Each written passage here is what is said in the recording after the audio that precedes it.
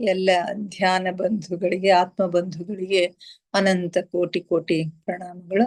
ಇಂದಿನ ಧ್ಯಾನ ಸ್ವಾಧ್ಯಾಯ ಸತ್ಸಂಗ ಕಾರ್ಯಕ್ರಮಕ್ಕೆ ತಮಗೆಲ್ಲರಿಗೂ ತುಂಬು ಹೃದಯದ ಸ್ವಾಗತ.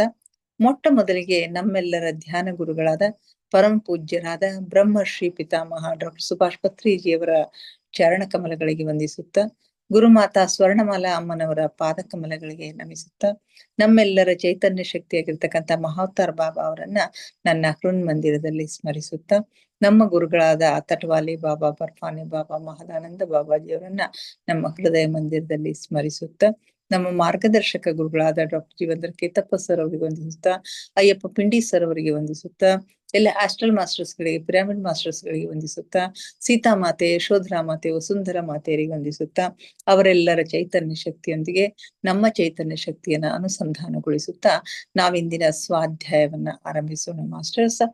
ಇಂದಿನ ಸ್ವಾಧ್ಯಾಯಕ್ಕಾಗಿ ನಾವು ಒಂದು ಹೊಸ ಪುಸ್ತಕವನ್ನ ತೆಗೆದುಕೊಂಡಿದೀವಿ. ಅದು ಆತ್ಮವಿಜ್ಞಾನ ಮತ್ತು ಮೃತ್ಯುವೇ ಇಲ್ಲ ಅಂತಕ್ಕಂಥ ಪುಸ್ತಕ. ಇದನ್ನ ಬ್ರಹ್ಮರ್ಷಿ ಪಿತಾಮಹ ಡಾಕ್ಟರ್ ಸುಭಾಷ್ ಪತ್ರಿಜಿಯವರು ಬರೆದಿರ್ತಕ್ಕಂಥದ್ದು. ಅವರ ಒಂದು ವಿಚಾರಗಳ ಕನ್ನಡ ಅನುವಾದವೇ ಇದು ಆಗಿದೆ.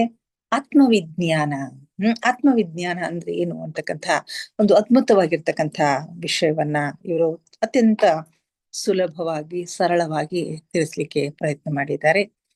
ಆತ್ಮವಿಜ್ಞಾನ ಸಾಮಾನ್ಯವಾಗಿ ಜ್ಞಾನ, ವಿಜ್ಞಾನ ಅಂತಂದ್ರೆ ಯಾವುದೇ ಒಂದು ವಿಷಯಕ್ಕೆ ಸಂಬಂಧಪಟ್ಟ ಆಗಿರ್ತಕ್ಕಂಥ ಒಂದು ಜ್ಞಾನ ಸಮುದಾಯ, ಸಿಸ್ಟಮೆಟಿಕ್ ಬಾಡಿ ಆಫ್ ನಾಲೆಜ್ ಅಂತ ಹೇಳ್ತೀವಿ. ವಿಜ್ಞಾನ ಅಂತಂದ್ರೆ ಸುವ್ಯವಸ್ಥಿತವಾಗಿರ್ತಕ್ಕಂಥ ಒಂದು ಜ್ಞಾನದ ಸಮುದಾಯ, ಜ್ಞಾನ ಶಾಖೆ, ಅದ್ರ ಬಗ್ಗೆ ತಿಳ್ಕೊಳ್ಳೋದೇ ಜ್ಞಾನ ಅಂತ ಹೇಳಿ ನಾವಿಲ್ಲಿ ಹೇಳ್ತೀವಿ.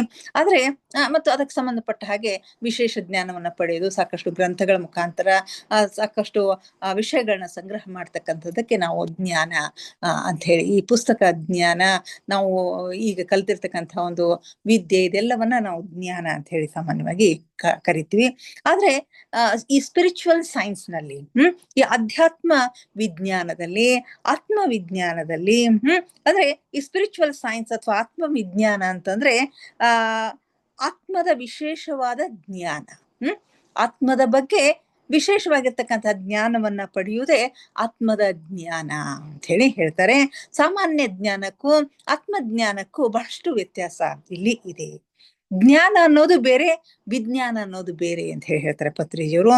ಜ್ಞಾನ ಅನ್ನೋದು ವಿಜ್ಞಾನದ ಸೂಕ್ಷ್ಮ ರೂಪವಾದ್ರೆ, ವಿಜ್ಞಾನ ಅನ್ನೋದು ಜ್ಞಾನದ ವಿಶ್ವರೂಪ. ಜ್ಞಾನನೇ ಬೇರೆ, ವಿಜ್ಞಾನನೇ ಬೇರೆ. ಜ್ಞಾನ ಅಂತಕ್ಕಂಥದ್ದು ವಿಜ್ಞಾನದ ಸೂಕ್ಷ್ಮ ರೂಪ, ಅದನ್ನು ವಿಜ್ಞಾನದ ಒಂದು ರೂಪನೇ, ಆದ್ರೆ ಅದು ಸೂಕ್ಷ್ಮ ರೂಪದಲ್ಲಿ ಸ್ಥೂಲ ಒಂದು ಅವಗಾಹನೆಯನ್ನ ನಾವಲ್ಲಿ ಮಾಡ್ತೀವಿ. ಆದ್ರೆ ವಿಜ್ಞಾನ ಅನ್ನೋದು ಜ್ಞಾನದ ವಿಶ್ವರೂಪ, ಅನಂತವಾಗಿರ್ತಕ್ಕಂಥದ್ದು. ವಿಜ್ಞಾನ ಅದಕ್ಕೆ ಕೊನೆನೇ ಇಲ್ಲ, ಅದು ವಿಶ್ವರೂಪವನ್ನ ಪಡೆದಿರ್ತಕ್ಕಂಥದ್ದು.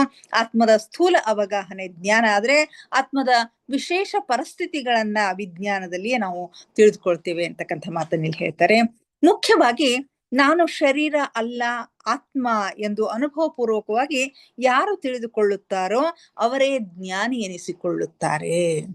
ಈ ಸ್ಪಿರಿಚುವಲ್ ಸೈನ್ಸ್ ನಲ್ಲಿ, ಈ ಒಂದು ಆಧ್ಯಾತ್ಮಿಕ ಜ್ಞಾನದಲ್ಲಿ ಯಾರು ನಾನು ಶರೀರ ಅಲ್ಲ, ನಾನು ಕೇವಲ ಆತ್ಮ ಅಂತಕ್ಕಂಥ ಒಂದು ಅನುಭವವನ್ನ ಅನುಭವ ಪೂರ್ವಕವಾಗಿ, ಬರೇ ಬಾಯಿ ಮಾತಿನಲ್ಲಿ ಹೇಳಿದ್ರೆ ಅಲ್ಲ, ನಾವು ಇಷ್ಟು ವರ್ಷ ಇಷ್ಟು ಹೇಳ್ತಾ ಇದ್ದೀವಿ ಅಂದ್ರೂ ಕೂಡ ಅದು ನಮಗೆ ಇನ್ನೂ ಕರಗತ ಆಗ್ತಾ ಇಲ್ಲ. ಯಾಕಂದ್ರೆ ಅದು ಆತ್ಮಪೂರ್ವಕವಾಗಿ ನಮಗೆ ಬರಬೇಕು. ಅದನ್ನ ಅನುಭವ ಪೂರ್ವಕವಾಗಿ ನಾವು ತಿಳಿದುಕೊಳ್ತಾ ಹೋದ್ವಿ ಅಂತಂದ್ರೆ ಅದು ಅವರೇ ನಿಜವಾದ ಜ್ಞಾನಿ ಅನಿಸ್ಕೊಳ್ತಾರೆ.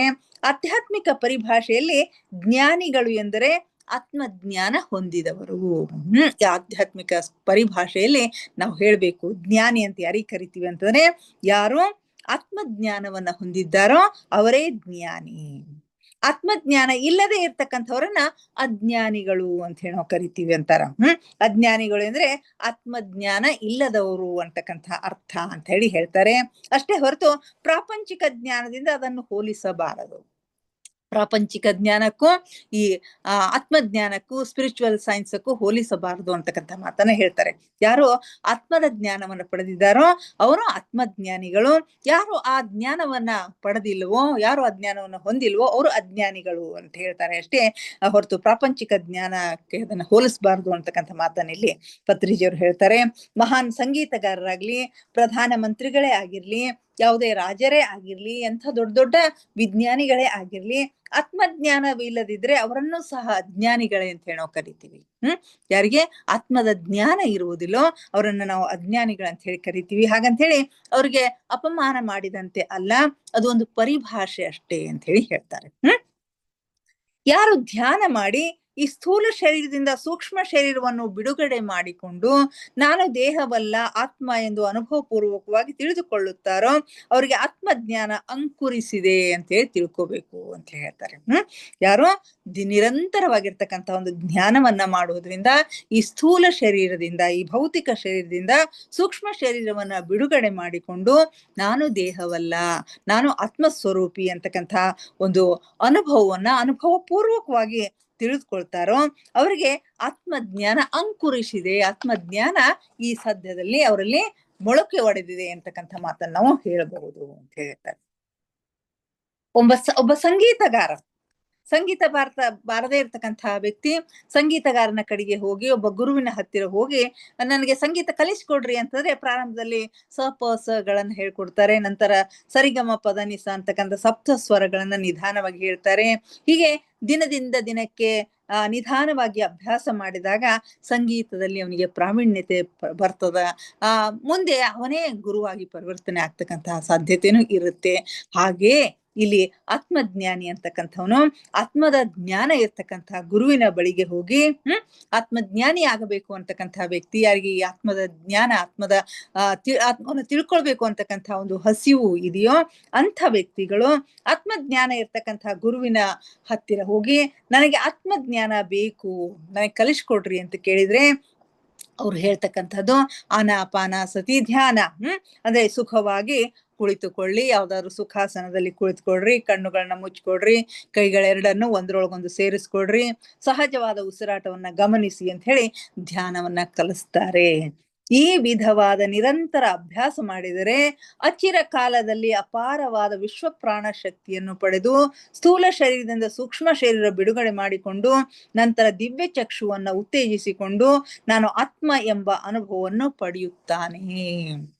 ಇಲ್ಲಿ ಆತ್ಮಜ್ಞಾನ ಬೇಕು ಅಂತಕ್ಕಂಥ ವ್ಯಕ್ತಿ ಅಂಥ ಗುರುವಿನ ಆತ್ಮಜ್ಞಾನ ಇರ್ತಕ್ಕಂಥ ಗುರುವಿನ ಬಳಿಗೆ ಹೋಗಿ ಅದನ್ನ ಕಲಿಸಿಕೊಡ್ರಿ ಅಂತಂದ್ರೆ ಈ ಸುಲಭವಾಗಿರ್ತಕ್ಕಂಥ ಸರಳವಾಗಿರ್ತಕ್ಕಂಥ ಆನಾಪಾನ ಸತಿ ಧ್ಯಾನವನ್ನ ತಿಳಿಸಿಕೊಟ್ಟಾಗ ಅದರ ನಿರಂತರವಾಗಿರ್ತಕ್ಕಂಥ ಒಂದು ಅಭ್ಯಾಸವನ್ನ ಮಾಡಿದಾಗ ಚಿರಕಾಲ ಉಳಿತಕ್ಕಂಥ ಅಪಾರವಾಗಿರ್ತಕ್ಕಂಥ ವಿಶ್ವ ಪ್ರಾಣ ಶಕ್ತಿಯನ್ನ ಪಡೆದುಕೊಂಡು ತಾನು ಸ್ಥೂಲ ಶರೀರದಿಂದ ಸೂಕ್ಷ್ಮ ಶರೀರವನ್ನ ಬಿಡುಗಡೆ ಮಾಡಿಕೊಂಡು ಅವನ ಥರ್ಡ್ ಐಯನ್ನ ಮೂರನೆಯ ಚಕ್ಷು, ಮೂರನೆಯ ಕಣ್ಣು ಅಥವಾ ದಿವ್ಯ ಚಕ್ಷು ಅಂತ ಏನಂತೀವಲ್ಲ ಅದನ್ನ ಉತ್ತೇಜಿಸಿಕೊಂಡು ತಾನು ಆತ್ಮ ಅಂತಕ್ಕಂಥ, ತಾನು ದೇಹವಲ್ಲ ಆತ್ಮ ಅಂತಕ್ಕಂಥ ಒಂದು ಅನುಭವವನ್ನ ಪಡಿತಾನೆ.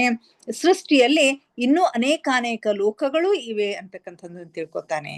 ಅಷ್ಟೇ ಅಲ್ಲ, ಸೂಕ್ಷ್ಮ ಶರೀರಯಾನವನ್ನ ಮಾಡ್ತಾನೆ, ದಿವ್ಯ ಚಕ್ಷುವನ್ನ ಉತ್ತೇಜನ ಮಾಡಿಕೊಂಡು ಅನಂತ ವಿಷಯಗಳನ್ನ ತಿಳ್ಕೊಳ್ತಾನೆ. ಅಷ್ಟೇ ಅಲ್ಲ, ಈ ಸೃಷ್ಟಿಯಲ್ಲಿ ಅನೇಕಾನೇಕ ಲೋಕಗಳು ಇವೆ ಅಂತಕ್ಕಂಥ ವಿಷಯವನ್ನು ಕೂಡ ಅವನು ತಿಳಿದುಕೊಳ್ತಾನೆ ಅಂತಕ್ಕಂಥ ಮಾತನ್ನ ಹೇಳ್ತಾರೆ. ಆಗ ಪ್ರಥಮ ಬಾರಿಗೆ ಆತ್ಮಜ್ಞಾನ ಸಂಪಾದಿಸಿಕೊಂಡು ಆತ್ಮಜ್ಞಾನಿ ಆಗುತ್ತಾನೆ. ಆ ಒಂದು ಹಂತವನ್ನ ತಲುಪಿದಾಗ ಪ್ರಥಮ ಬಾರಿಗೆ ಆತ್ಮಜ್ಞಾನವನ್ನ ಪಡೆದುಕೊಂಡು ಆ ವ್ಯಕ್ತಿ ಆತ್ಮಜ್ಞಾನಿ ಆಗ್ತಾನೆ. ಆನಾಪಾನಸತಿ ಧ್ಯಾನದಿಂದ, ಸ್ವಂತ ಅಭ್ಯಾಸದಿಂದ, ಸ್ವಾನುಭವದಿಂದ ಜ್ಞಾನ ಅಂಕುರಿಸುತ್ತದೆ. ಈ ಆನಾಪಾನಸತಿ ಧ್ಯಾನವನ್ನ ನಿರಂತರವಾಗಿ ಮಾಡೋದ್ರಿಂದ ಎಷ್ಟು ಅವರು ಅದರಲ್ಲಿ ಸಾಧನೆಯನ್ನ ಮಾಡ್ತಾರೋ, ಎಷ್ಟು ಪ್ರಗತಿಯನ್ನ ಸಾಧಿಸ್ತಾರೋ, ಅದರಿಂದ ಸ್ವಾನುಭವದಿಂದ, ಸ್ವಂತ ಅಭ್ಯಾಸದಿಂದ ಅಲ್ಲಿ ಜ್ಞಾನ ಅಂಕುರಿಸ ಆಗತ್ತೆ ಅಂತಕ್ಕಂಥ ಮಾತನ್ನ ಹೇಳ್ತಾರೆ. ಅಲ್ಲಿಯವರೆಗೂ ಆತ್ಮಜ್ಞಾನ ಅಂತಕ್ಕಂಥದ್ದು ಇಲ್ಲ. ಎಷ್ಟೋ ಜನ್ಮ ತಳೆದು ಬಂದಿದ್ದರೂ ದೇಹ ಜ್ಞಾನ ಮಾತ್ರ ಇರುತ್ತೆ. ಎಲ್ಲಿಯವರೆಗೆ ಈ ಆತ್ಮಜ್ಞಾನ ಅಂತಕ್ಕಂಥದ್ದು ಇರೋದಿಲ್ಲೋ ಅಲ್ಲಿವರೆಗೆ ಎಷ್ಟೋ ಜ್ಞಾನವನ್ನು ಅವನು ಪಡ್ಕೊಂಡು ಬಂದರೂ ಕೂಡ ಕೇವಲ ದೇಹದ ಜ್ಞಾನ ಮಾತ್ರ ಇರುತ್ತೆ. ತನ್ನ ವಯಸ್ಸು 20 ಆಗ್ಯದ ಅಥವಾ 30 ಆಗ್ಯದ, ನಾನು ಹೆಣ್ಣು ಗಂಡು ಕಪ್ಪು ಬಿಳುಪು ಇದ್ದೀನಿ ಅಂತಕ್ಕಂಥ ದೇಹ ಪರವಾಗಿರ್ತಕ್ಕಂಥ ಒಂದು ಜ್ಞಾನ ಮಾತ್ರ ಇರುತ್ತೆ. ಕೊನೆಯ ಜನ್ಮದಲ್ಲಿ ತಪ್ಪದೆ ಆತ್ಮಜ್ಞಾನ ಎಲ್ಲರಿಗೂ ಲಭಿಸುತ್ತದೆ ಅಂತಕ್ಕಂಥ ಮಾತನ್ನ ಹೇಳ್ತಾರೆ. ಪ್ರತಿಯೊಂದು ಆತ್ಮದ ಕೊನೆಯ ಜನ್ಮದಲ್ಲಿ ತಪ್ಪದೆ ಆತ್ಮಜ್ಞಾನ ಅಂತಕ್ಕಂಥದ್ದು ಲಭಿಸ್ತದ. ಇದನ್ನೇ ಶ್ರೀಕೃಷ್ಣನು ಮನುಷ್ಯಾಣಂ ಸಹಸ್ರೇಸು ಕಶ್ಚಿತ್ ಯತತಿ ಸಿದ್ಧಯೇ ಯತತಾಮಪಿ ಸಿದ್ಧಾನಾಂ ಕಶ್ವಿನ್ ಮಾಂ ವೇತ್ತಿ ತತ್ವತಃ ಎಂದಿದ್ದಾನೆ. ಅಂದ್ರೆ ಸಾವಿರಾರು ಮನುಷ್ಯರಲ್ಲಿ ಕೆಲವೇ ಮಂದಿ ಸತ್ಯದ ಸಲುವಾಗಿ ಪ್ರಯತ್ನಿಸುತ್ತಾರೆ. ಸಾವಿರಾರು ಮಂದಿಯಲ್ಲಿ ಕೆಲವೇ ಮಂದಿ ಸತ್ಯದ ಸಲುವಾಗಿ ಪ್ರಯತ್ನ ಮಾಡ್ತಾರೆ. ಅಂತಹ 1000 ಮಂದಿಯಲ್ಲಿ ಕೆಲವೇ ಮಂದಿ ಪೂರ್ಣ ಸತ್ಯವನ್ನ ತಿಳ್ಕೊಳ್ತಾರೆ. ಆ ಸತ್ಯವನ್ನ ತಿಳಿಯಲು ಪ್ರಯತ್ನ ಮಾಡ್ತಕ್ಕಂಥ ಮಂದಿಯಲ್ಲಿನೂ ಕೂಡ ಪೂರ್ಣ ಸತ್ಯವನ್ನ ತಿಳಿದುಕೊಳ್ತಕ್ಕಂಥವ್ರು ಕೆಲವೇ ಜನರು ಅಂತಕ್ಕಂಥ ಮಾತನ್ನ ಕೃಷ್ಣ ಪರಮಾತ್ಮ ಹೇಳ್ತಾನೆ. ಆತ್ಮವಿಜ್ಞಾನ ಕುರಿತು ತಿಳಿದುಕೊಳ್ಳುವ ಮುಂಚೆ ಪ್ರಜ್ಞಾನ ಎಂದರೇನು ಎಂಬುದನ್ನು ತಿಳಿದುಕೊಳ್ಳೋಣ. ಆತ್ಮವಿಜ್ಞಾನದ ಬಗ್ಗೆ ಇನ್ನೂ ಹೆಚ್ಚಿನ ವಿಷಯವನ್ನು ತಿಳ್ಕೊಳ್ಳೋಕ್ಕಿಂತ ಪೂರ್ವದಲ್ಲಿ ಪ್ರಜ್ಞಾನ ಅಂದ್ರೆ ಏನು ಅನ್ನೋದನ್ನು ತಿಳ್ಕೊಳ್ಳೋಣ. ಆತ್ಮಜ್ಞಾನ ಯಾವುದರಿಂದ ಸಿದ್ಧಿಸುತ್ತದೆ? ಜ್ಞಾನ ಎಂದರೆ ನಾನು ಆತ್ಮವೆಂದು ತಿಳಿದುಕೊಳ್ಳುವುದು. ಆತ್ಮಜ್ಞಾನ ಯಾವುದರಿಂದ ಸಿದ್ಧಿಸುತ್ತೆ ಅಂತಂದ್ರೆ ಮತ್ತೆ ಧ್ಯಾನದಿಂದ ನಮಗೆ ಸಿದ್ಧಿ ಆಗತ್ತೆ. ಜ್ಞಾನ ಅಂತಂದ್ರೆ ಆತ್ಮ, ನಾನು ಆತ್ಮ ಅಂತ ತಿಳಿದುಕೊಳ್ಳೋದೇ ಇಲ್ಲಿ ಜ್ಞಾನ ಅಂತ ಹೇಳ್ತಾರೆ. ಜ್ಞಾನದ ನಂತರ ಬರುವುದೇ ಪ್ರಜ್ಞಾನ. ನಾನು ದೇಹವಲ್ಲ ಆತ್ಮ ಅಂತ ತಿಳ್ಕೊಳ್ಳೋದೇ ಜ್ಞಾನದ ಸ್ಥಿತಿ. ಅಂದ್ರೆ ಇದು ಬೀಜ ಸ್ಥಿತಿ ಅಂತ ನಾವು ಹೇಳ್ಬಹುದು. ಇದರ ನಂತರದ ಸ್ಥಿತಿ ಬೀಜ ಮೊಳಕೆ ಒಡೆದು ಸಸಿ ಆಗ್ತಕ್ಕಂಥ ಒಂದು ಹಂತವನ್ನ ಅಂದ್ರೆ ಜ್ಞಾನದ ಅದಕ್ಕಿಂತ ಮುಂದುವರೆದ ಒಂದು ಜ್ಞಾನದ ಒಂದು ಸ್ಥಿತಿಯನ್ನ ನಾವು ಪ್ರಜ್ಞಾನ ಅಂತ ಹೇಳಿ ಕರಿತೀವಿ. ಆತ್ಮ ಪ್ರಜ್ಞಾನಿ ಪ್ರತಿಯೊಂದರಲ್ಲೂ ತನ್ನನ್ನೇ ಕಾಣುತ್ತಾನೆ. ಆತ್ಮದ ಬಗ್ಗೆ ಅಂದ್ರೆ ಪ್ರಜ್ಞಾನ ಅಂತಾರೆ ಪ್ರಜ್ಞಾಪೂರ್ವಕವಾಗಿರ್ತಕ್ಕಂಥ ಜ್ಞಾನ. ಆತ್ಮದ ಬಗ್ಗೆ ಜ್ಞಾನವನ್ನ ಪಡೆಯೋದು ಮೊದಲ ಹಂತ.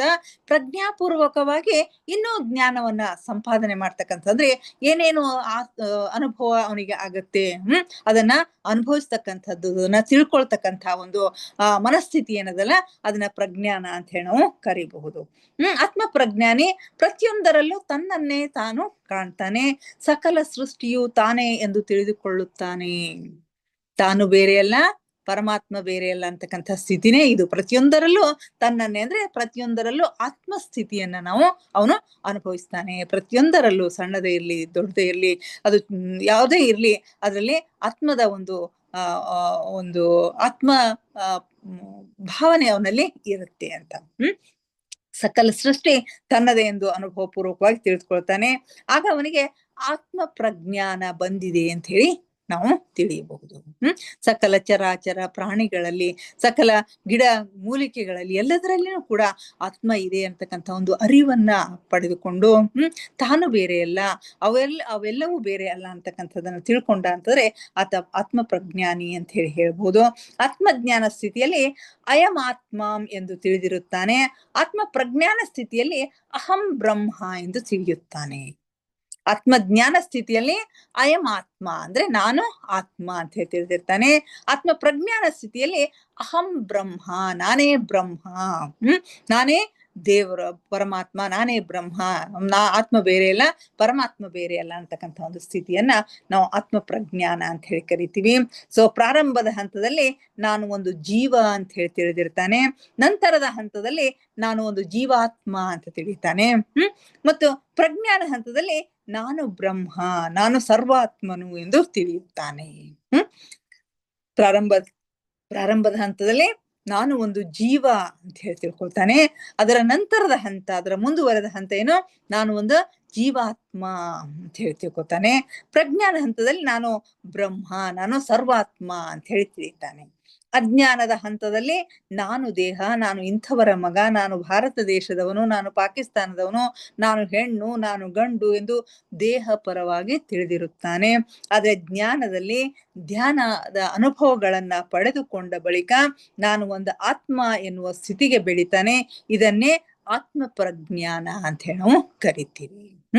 ಸೊ ಅಜ್ಞಾನದ ಹಂತದಲ್ಲಿ ದೇಹ, ತಾನು ಒಂದು ದೇಹ ಅಂತ ತಿಳ್ಕೊಳ್ತಾನೆ. ನಾನು ಇಂಥವ್ರ ಮಗ, ಇಂಥ ಒಂದು ಹೆಸರಿನವನು, ಇಂಥ ದೇಶದವನು, ನಾನು ಹೆಣ್ಣು, ನಾನು ಗಂಡು ಅಂತ ಹೇಳಿ ದೇಹ ಪರವಾಗಿ ಮಾತ್ರ ತಿಳ್ಕೊಂಡಿರ್ತಾನೆ. ಆದ್ರೆ ಧ್ಯಾನದಲ್ಲಿ ತೊಡಗಿದಾಗ, ಧ್ಯಾನದ ಅನುಭವಗಳನ್ನ ಪಡೆದುಕೊಂಡ ಬಳಿಕ ನಾನು ಒಂದು ಆತ್ಮ ಅಂತಕ್ಕಂಥ ಒಂದು ಸ್ಥಿತಿಗೆ ಅವನು ಬೆಳಿತಾನೆ. ಇದನ್ನೇ ಆತ್ಮ ಪ್ರಜ್ಞಾನ, ಪ್ರಜ್ಞಾಪೂರ್ವಕವಾಗಿರ್ತಕ್ಕಂಥ ಆತ್ಮದ ಜ್ಞಾನ ಅಂತ ನಾವಿಲ್ಲಿ ಹೇಳ್ಬೋದು. ಆತ್ಮಜ್ಞಾನ ಬೇರೆ, ಆತ್ಮ ಪ್ರಜ್ಞಾನ ಬೇರೆ. ಆತ್ಮಜ್ಞಾನ ಅನ್ನುವುದು ಬೀಜ ಸ್ಥಿತಿ ಆದ್ರೆ ಆತ್ಮ ಪ್ರಜ್ಞಾನ ಅನ್ನೋದು ಸಸಿಯ ಸ್ಥಿತಿಗೆ ಬರ್ತಕ್ಕಂಥದ್ದು. ಆದ್ರೆ ಬೆಳೆದ ಸಸಿ ವೃಕ್ಷವಾಗಬೇಕು. ವೃಕ್ಷವಾಗುವ ಸ್ಥಿತಿ ಅಂತಂದ್ರೆ ಆತ್ಮ ವಿಜ್ಞಾನ. ಇಲ್ಲಿ ಆತ್ಮಜ್ಞಾನ ಅಂತಕ್ಕಂಥದ್ದು ಬೀಜ ಸ್ಥಿತಿ, ಆತ್ಮ ಪ್ರಜ್ಞಾನ ಅಂತಕ್ಕಂಥದ್ದು ಸಸಿಯ ಒಂದು ಸ್ಥಿತಿ, ಮತ್ತು ಆತ್ಮವಿಜ್ಞಾನ ಅಂತಕ್ಕಂಥದ್ದು ವೃಕ್ಷದ ಒಂದು ಸ್ಥಿತಿ ಅಂತ ಹೇಳಿ ಹೇಳ್ತಾರೆ.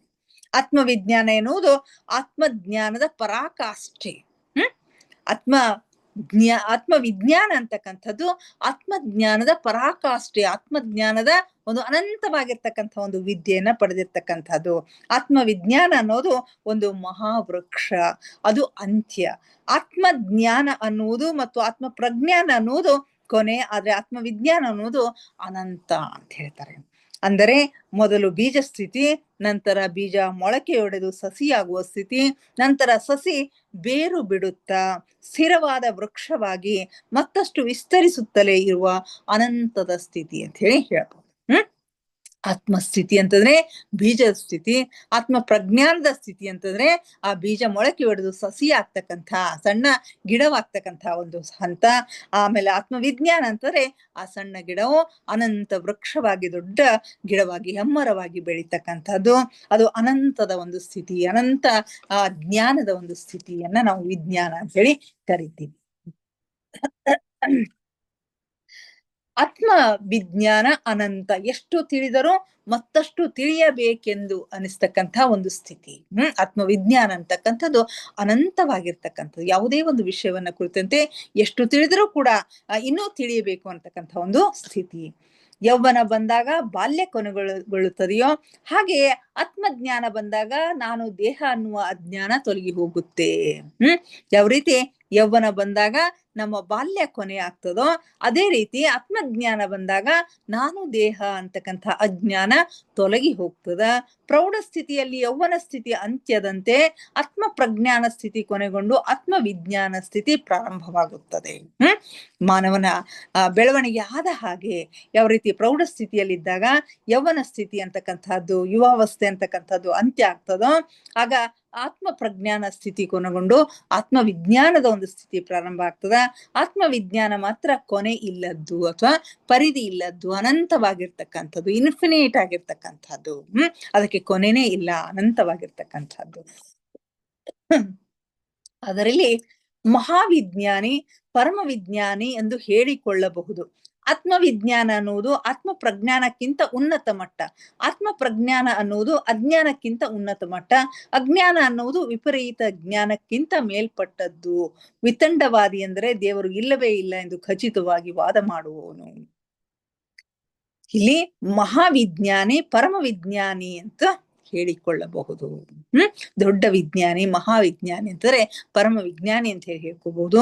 ಆತ್ಮವಿಜ್ಞಾನ ಅನ್ನೋದು ಆತ್ಮ ಪ್ರಜ್ಞಾನಕ್ಕಿಂತ ಉನ್ನತ ಮಟ್ಟದ ಸ್ಥಾನ. ಆತ್ಮ ಪ್ರಜ್ಞಾನಕ್ಕಿಂತ ಆತ್ಮವಿಜ್ಞಾನ ಅಂತಕ್ಕಂಥದ್ದು ಉನ್ನತ ಮಟ್ಟದ ಜ್ಞಾನ. ಆತ್ಮ ಪ್ರಜ್ಞಾನ ಅನ್ನುವುದು ಅಜ್ಞಾನಕ್ಕಿಂತ ಉನ್ನತ ಮಟ್ಟದ ಆತ್ಮವಿಜ್ಞಾನ ಅನ್ನುವುದು ಆತ್ಮ ಪ್ರಜ್ಞಾನಕ್ಕಿಂತ ಉನ್ನತ ಮಟ್ಟ, ಆತ್ಮ ಪ್ರಜ್ಞಾನ ಅನ್ನುವುದು ಅಜ್ಞಾನಕ್ಕಿಂತ ಉನ್ನತ ಮಟ್ಟ.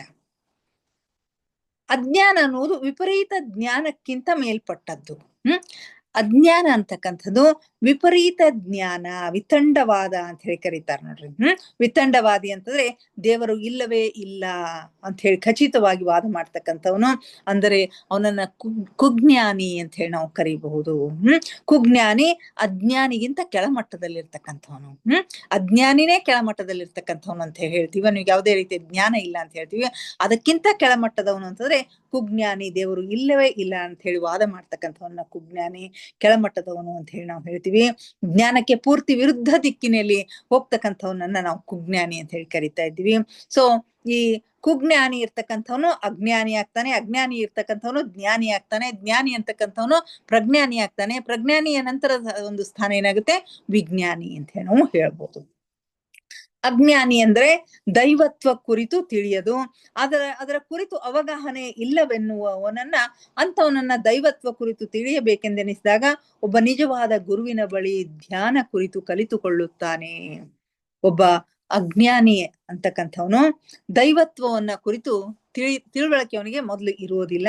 ಅವನು ಒಂದು ದೈವತ್ವವನ್ನು ಕುರಿತು ತಿಳ್ಕೋಬೇಕು ಅಂತ ಹೇಳಿ ಒಬ್ಬ ಗುರುವಿನ ಬಳಿಗೆ ಬಂದಾಗ ಅಲ್ಲಿ ಧ್ಯಾನವನ್ನ ಅವನು ಕಲಿತ್ಕೊಳ್ತಾನೆ. ಧ್ಯಾನದಲ್ಲಿ ತನಗೆ ಬಂದ ಅನುಭವಗಳ ಪರಂಪರೆಯಲ್ಲಿ ತನ್ನ ಸೂಕ್ಷ್ಮ ಶರೀರವನ್ನು ಬಿಡುಗಡೆಗೊಳಿಸಿಕೊಂಡು ತಾನು ಆತ್ಮ ದೇಹವಲ್ಲ ಅಂತ ಹೇಳಿ ತಿಳಿಯುತ್ತಾನೆ. ಆಗ ಆತ್ಮಜ್ಞಾನ ಅಂಕುರಿಸಿತು ಅಂತ ನಾವು ಹೇಳ್ತೀವಿ ಅಂತಕ್ಕಂಥ ಮಾತನ್ನ ಹೇಳ್ತಾರೆ. ದಿವ್ಯ ಚಕ್ಷುವಿನಿಂದ ಎಷ್ಟೋ ಲೋಕಗಳನ್ನು ಧ್ಯಾನದಲ್ಲಿ ನೋಡ್ತಾನೆ. ಮುಖ್ಯವಾಗಿ ಸರ್ವ ದೇಶ ಕಾಲ ಪರಿಸ್ಥಿತಿಗಳಲ್ಲಿಯೂ ತನ್ನನ್ನು ತಾನು ನೋಡಿಕೊಂಡಾಗ ಪ್ರಜ್ಞಾನ ಅಂಕುರಿಸುತ್ತದೆ. ದಿವ್ಯ ಚಕ್ಷುವಿನಿಂದ ಥರ್ಡ್ ಐ ಆಕ್ಟಿವೇಟ್ ಆಯ್ತು ಅಂತಂದ್ರೆ ಆ ಮೂರನೆಯ ಕಣ್ಣಿನ ಒಂದು ಸಹಾಯದಿಂದ ಎಲ್ಲ ಲೋಕಗಳ ಒಂದು ಜ್ಞಾನವನ್ನು ಅವನು ಪಡಿತಾನೆ.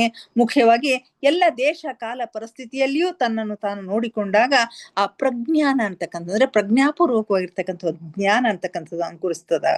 ನಾನು ದೇಹವಲ್ಲ ಆತ್ಮ ಎಂದು ತಿಳಿದುಕೊಂಡಾಗ ಜೀವಾತ್ಮ ಎಂದು, ನಾನು ಈ ಆತ್ಮವೇ ಇಲ್ಲದೆ ಎಲ್ಲದರಲ್ಲಿಯೂ ಇರುವುದು ನಾನೇ ಎಂದು ತನ್ನನ್ನು ತಾನೇ ಸರ್ವಾತ್ಮನಾಗಿ ತಿಳಿದುಕೊಳ್ಳುವುದು ಪ್ರಜ್ಞಾನ ಎಂದು, ನಂತರ ಅಂಕುರಿಸುವುದು ವಿಜ್ಞಾನ ಅಂತಕ್ಕಂಥ ಮಾತುಗಳನ್ನ ಹೇಳ್ತಾರೆ. ಸಾಧಕನಲ್ಲಿ ಆಗ ರಿಸರ್ಚ್ ಆರಂಭಗೊಳ್ತದೆ. ಒಬ್ಬ ಸಾಧಕನಲ್ಲಿ, ಒಬ್ಬ ಧ್ಯಾನ ಸಾಧಕನಲ್ಲಿ ಈ ಒಂದು ಹಂತಕ್ಕೆ ಬಂದಾಗ ರಿಸರ್ಚ್ ಮಾಡ್ಲಿಕ್ಕೆ ಶುರು ಮಾಡ್ತಾನೆ. ತನ್ನ ಗತ ಜನ್ಮಗಳ ವಿವರಗಳ ಕುರಿತು ತಿಳಿದುಕೊಳ್ತಾನೆ. ಗತದಲ್ಲಿ ತನ್ನಿಂದಾದ ಸರಿ ತಪ್ಪುಗಳನ್ನ ತಿಳಿದುಕೊಳ್ತಾನೆ. ಹಿಂದಿನ ಜನ್ಮದೊಳಗೆ ತಾನೆಲ್ಲ ಏನಿದ್ದೆ, ಆಗ ತಾನು ಏನು ತಪ್ಪು ಮಾಡಿದ್ದೀನಿ, ಏನು ಸರಿ ಮಾಡಿದ್ದೀನಿ ಅಂತಕ್ಕಂಥದ್ದು ತಿಳ್ಕೊಳ್ತಾನೆ. ಎಷ್ಟು ಲೋಕಗಳಿವೆ ಅನ್ನೋದನ್ನ ತಿಳ್ಕೊಳ್ತಾನೆ. ಕೃಷ್ಣನು ಈಗ ಯಾವ ಲೋಕದಲ್ಲಿ ಇರುವನು ಅಂತ ತಿಳಿದುಕೊಳ್ತಾನೆ. ಅನೇಕ ಲೋಕಗಳ ವಿಶಿಷ್ಟತೆ ವೈವಿಧ್ಯತೆಗಳನ್ನ ಈ ಆತ್ಮವಿಜ್ಞಾನ ಸ್ಥಿತಿಯಲ್ಲಿ ತಿಳಿದುಕೊಳ್ತಾನೆ ಅಂತಕ್ಕಂಥ ಮಾತುಗಳನ್ನ ಹೇಳ್ತಾರೆ. ಇವುಗಳೆಲ್ಲದರ ಅಧ್ಯಯನವನ್ನ ಮಾಡ್ತಕ್ಕಂಥವನೇ ಜ್ಞಾನಿ ಅಂತಕ್ಕಂಥ ಮಾತನ್ನಲ್ಲಿ ಹೇಳ್ತಾನೆ. ಇಲ್ಲಿಗೆ ಇವತ್ತಿನ ಸ್ವಾಧ್ಯಾಯವನ್ನ ಮುಗಿಸೋಣ ಮಾಸ್ಟರ್ಸ್. ಮುಂದಿನದನ್ನ ನಾಳೆ ನೋಡೋಣ. ದಯವಿಟ್ಟು ಧ್ಯಾನಕ್ಕೆ ಸಿದ್ಧರಾಗಿ ಯಾವುದಾದರೂ ಸ್ಥಿರ ಸುಖಾಸನದಲ್ಲಿ ಕುಳಿತುಕೊಳ್ಳಿ. ಚೇರ್ ಮೇಲೆ ಕುಳಿತಿರೆ ಕಾಲುಗಳನ್ನ ಕ್ರಾಸ್ ಮಾಡ್ಕೊಳ್ರಿ. ಕೈ ಬೆರಳುಗಳನ್ನ ಒಂದ್ರೊಳಗೊಂದು ಸೇರಿಸ್ಕೊಳ್ರಿ. ಕಣ್ಣುಗಳನ್ನ ನಿಧಾನವಾಗಿ ಮುಚ್ಕೊಳ್ರಿ.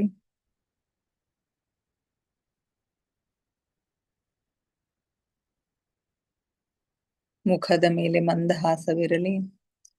ದೇಹದ ಯಾವ ಭಾಗದಲ್ಲಿಯೂ ಬಿಗಿತ ಬೇಡ. Relax relax relax please. ಮೊಟ್ಟ ಮೊದಲಿಗೆ ನಮ್ಮೆಲ್ಲರ ಧ್ಯಾನ ಗುರುಗಳಾದ ಪರಮ ಪೂಜ್ಯರಾದ ಬ್ರಹ್ಮರ್ಷಿ ಪಿತಾಮಹ ಡಾಕ್ಟರ್ ಸುಭಾಷ್ ಪತ್ರಿಜಿಯವರ ಚರಣ ಕಮಲಗಳಿಗೆ ವಂದಿಸುತ್ತಾ, ಗುರುಮಾತಾ ಸ್ವರ್ಣಮಾಲಾ ಅಮ್ಮನವರ ಪಾದ ಕಮಲಗಳಿಗೆ ನಮಿಸುತ್ತಾ, ನಮ್ಮೆಲ್ಲರ ಚೈತನ್ಯ ಶಕ್ತಿಯಾಗಿರ್ತಕ್ಕಂಥ ಮಹಾವತಾರ್ ಬಾಬಾ ಅವರನ್ನ ನಮ್ಮ ಮಂದಿರದಲ್ಲಿ ಸ್ಮರಿಸುತ್ತಾ, ನನ್ನ ಗುರುಗಳಾದ ತಟವಾಲಿ ಬಾಬಾ, ಬರ್ಫಾನಿ ಬಾಬಾ, ಮಹದಾನಂದ ಬಾಬಾಜಿಯವರನ್ನ ನನ್ನ ಹೃದಯ ಮಂದಿರದಲ್ಲಿ ಸ್ಮರಿಸುತ್ತಾ, ನಮ್ಮ ಮಾರ್ಗದರ್ಶಕ ಗುರುಗಳಾದ ಡಾಕ್ಟರ್ ಜೀವಂದರ್ ಕೇತಪ್ಪ ಸರ್ ಅವರಿಗೆ ವಂದಿಸುತ್ತಾ, ಅಯ್ಯಪ್ಪ ಪಿಂಡಿ ಸರ್ ಅವರಿಗೆ ವಂದಿಸುತ್ತಾ, ಎಲ್ಲ ಆಸ್ಟ್ರಲ್ ಮಾಸ್ಟರ್ಸ್ಗಳಿಗೆ, ಪಿರಮಿಡ್ ಮಾಸ್ಟರ್ಸ್ಗಳಿಗೆ ವಂದಿಸುತ್ತಾ, ಸೀತಾ ಮಾತೆ, ಯಶೋಧರ ಮಾತೆ, ವಸುಂಧರ ಮಾತೆಯರಿಗೆ ವಂದಿಸುತ್ತಾ, ಅವರೆಲ್ಲರ ಚೈತನ್ಯ ಶಕ್ತಿಯೊಂದಿಗೆ ನಮ್ಮ ಚೈತನ್ಯ ಶಕ್ತಿಯನ್ನು ಅನುಸಂಧಾನಗೊಳಿಸುತ್ತಾ ನಾವಿಂದಿನ ಧ್ಯಾನವನ್ನ ಆರಂಭಿಸೋಣ ಮಾಸ್ಟರ್ಸ್.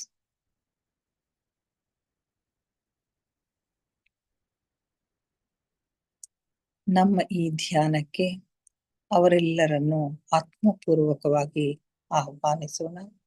ಅವರೆಲ್ಲರೂ ಜ್ಯೋತಿ ಸ್ವರೂಪದಲ್ಲಿ ಬಂದು ನಮ್ಮ ಜೊತೆಗೆ ಕುಳಿತು ಧ್ಯಾನಿಸುತ್ತಿದ್ದಾರೆ ಎಂದು ಭಾವಿಸಿಕೊಳ್ಳುತ್ತಾ ನಾವಿಂದಿನ ಧ್ಯಾನವನ್ನ ಆರಂಭಿಸೋಣ ಮಾಸ್ಟರ್ಸ್. ಕೇವಲ ಸಹಜ ಶ್ವಾಸದ ಮೇಲೆ ಗಮನ, ಪ್ರಕೃತಿ ಸಹಜವಾದ ಉಸಿರಾಟವಿರಲಿ. ಒಳ ಹೋಗುವ ಉಸಿರು, ಹೊರ ಬರುವ ಉಸಿರನ್ನು ನಿರಂತರವಾಗಿ ಏಕಧಾರಿಯಾಗಿ ಗಮನಿಸಿ ಮಾಸ್ಟರ್ಸ್.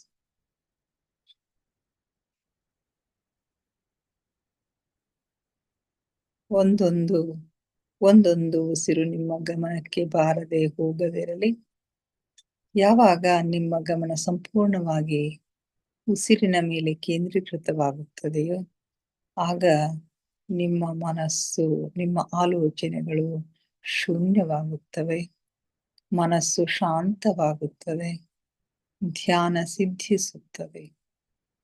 ನಮ್ಮ ಉಚ್ಛ್ವಾಸ ನಿಶ್ವಾಸದ ಮಧ್ಯದ ಬಿಂದು, ಅದುವೇ ಧ್ಯಾನ ಬಿಂದು, ಅದುವೇ ಶೂನ್ಯ ಬಿಂದು, ಅದುವೇ ನಮ್ಮ ಒಳ ಜಗತ್ತಿನ ಕಿಲಿಕೈ.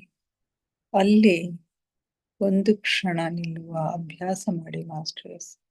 ನಿಮಗಾಗಿ ನಿಮ್ಮ ಆಂತರಿಕ ಜಗತ್ತು ತೆರೆದುಕೊಳ್ಳುತ್ತದೆ.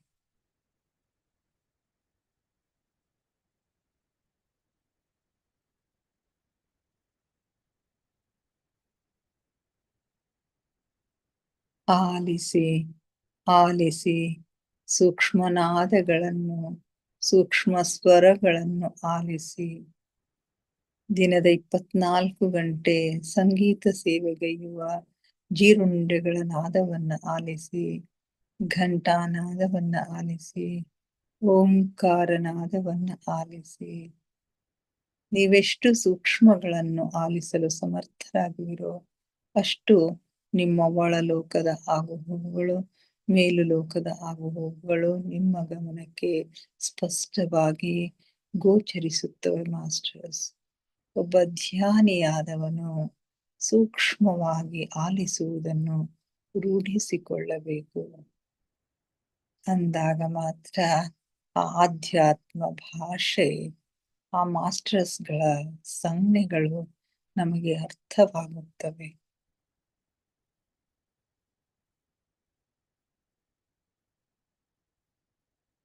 ನಾನು ದೇಹವಲ್ಲ, ನಾನು ಆತ್ಮಸ್ವರೂಪಿ. ನನ್ನ ಉಸಿರೇ ನನ್ನ ಗುರು. ಉಸಿರೆಂಬ ಗುರುವಿನ ಸಹಾಯದಿಂದ ನನ್ನ ಗಮ್ಯದೆಡೆಗೆ, ಅಂತಿಮ ಗುರಿಯೆಡೆಗೆ ನಮ್ಮ ಪಯಣ ನಿರಂತರವಾಗಿ ಸಾಗುತ್ತಲಿದೆ. ನಮ್ಮ ಅಂತಿಮ ಗುರಿ ಆತ್ಮ ಸಾಕ್ಷಾತ್ಕಾರ, ಪರಮಾತ್ಮ ಸಾಕ್ಷಾತ್ಕಾರ.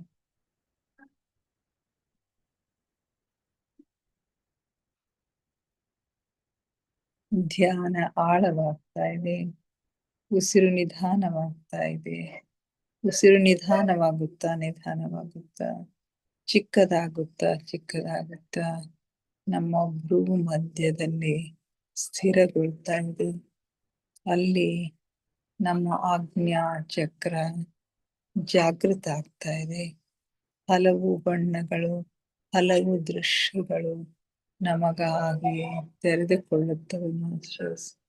ಅಲ್ಲಿ ಏನು ಗೋಚರಿಸುತ್ತದೆಯೋ, ಏನು ಕಾಣುತ್ತದೆಯೋ ಅದನ್ನು ಗಮನವಿಟ್ಟು ವೀಕ್ಷಿಸಿ.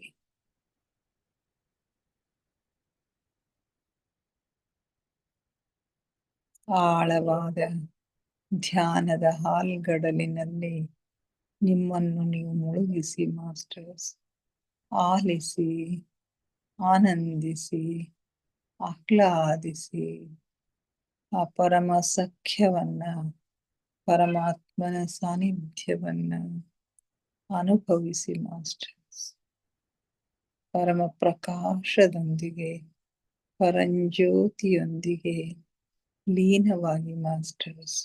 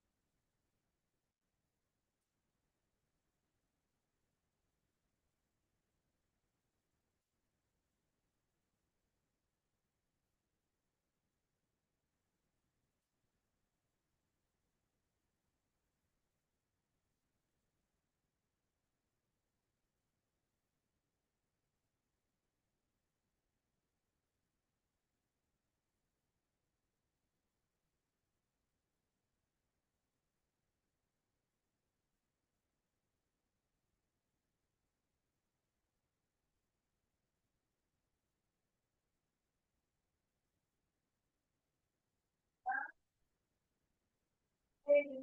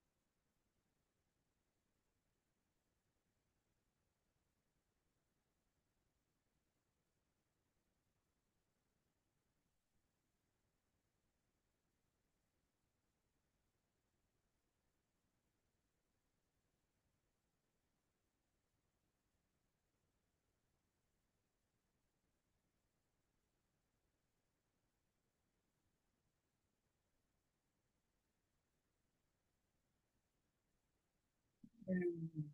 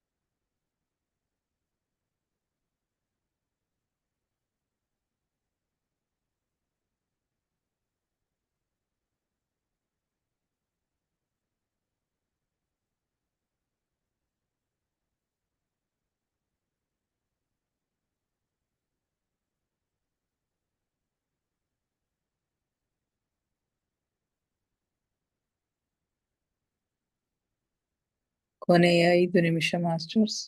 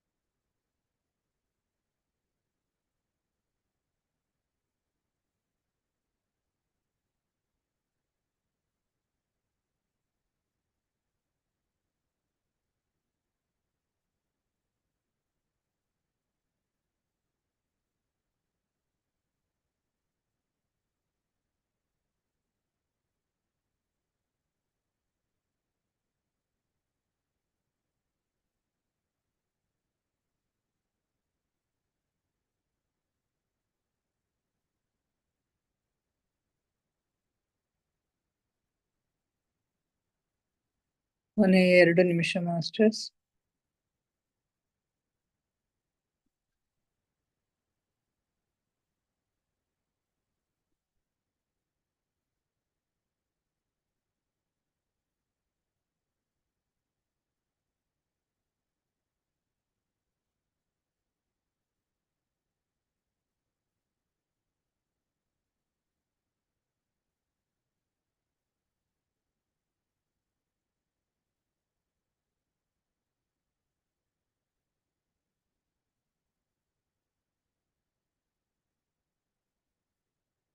ಕೊನೆಯ 1 ನಿಮಿಷ.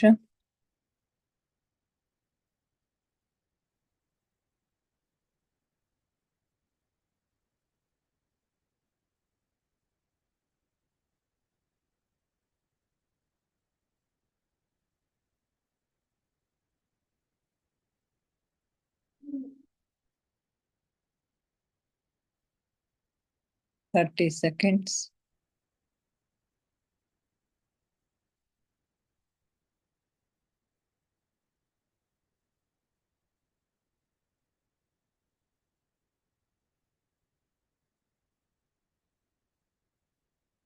Ten seconds.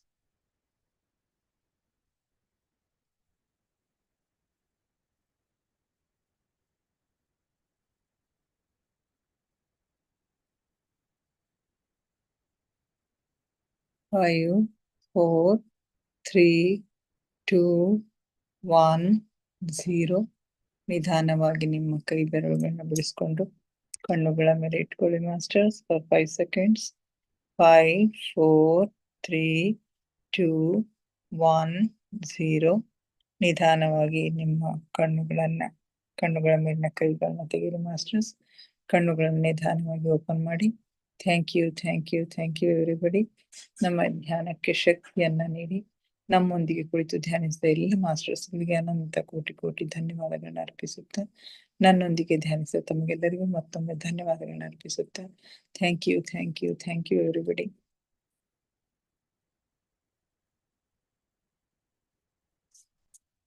ಹಲೋ, ಯಾರಾದ್ರೂ ಶೇರ್ ಮಾಡ್ಕೊಳ್ತೀರಿ? ಹಲೋ, ಗಿರಿಜಾ ಮೇಡಮ್ ಇದ್ದೀರಿ?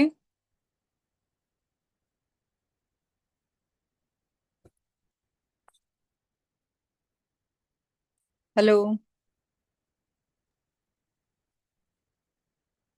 ಮೇಡಮ್, ಕ್ಲೋಸ್ ಮಾಡ್ತೀರ ನೋಡ್ರಿ ಮೇಡಮ್. ಮಾಡ್ರಿ ಮೇಡಮ್, ಕ್ಲೋಸ್ ಮಾಡ್ರಿ. ಯಾರು ಅವ್ರು ಇದನ್ನ ಮಾಡ್ತಾ ಇರಲ್ಲ. ಹೌದು. ಓಕೆ ಮೇಡಮ್, ನಾಳೆ ಭೇಟಿಯಾಗೋಣ ಇನ್ನಷ್ಟು ಧ್ಯಾನ, ಸ್ವಾಧ್ಯಾಯ, ಸತ್ಸಂಗದೊಂದಿಗೆ. Thank you everybody.